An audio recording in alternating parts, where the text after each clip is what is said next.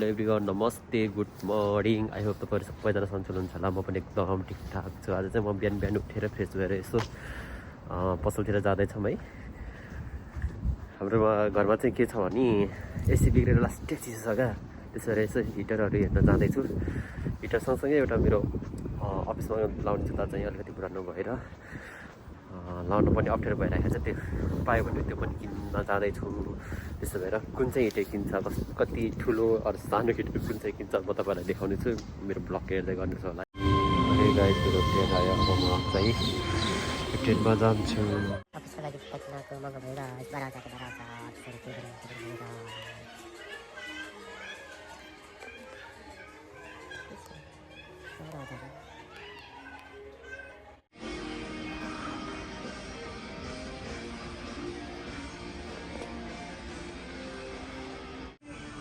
चाहिँ मेरो बुढीको लागि मैले मेरो लागि त किन्यो, तर बुढीको लागि एउटा किन्नु किनेको है।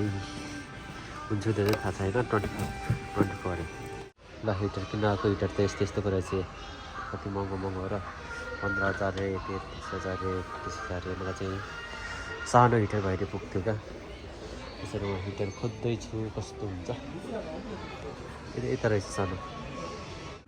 गाइस, मैले चाहिँ डिकोबाट हिटर पनि किन्ने, जुत्ता पनि किने है। मेरो लागि एक जोड छ, अनि बुढीको लागि एक जोड, सानीको लागि एक जोड है। म चाहिँ भर्खरै सपिङ गरेर रुम फर्किँदैछु है।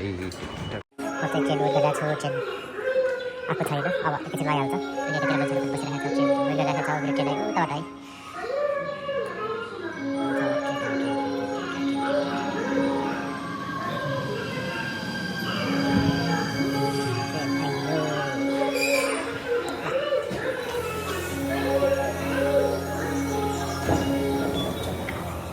ओके गाइस, म चाहिँ भर्खरै सपिङ गरेर पनि रुम फर्किँदै हो। अहिले चाहिँ म ट्रेनबाट झरिसकेँ है।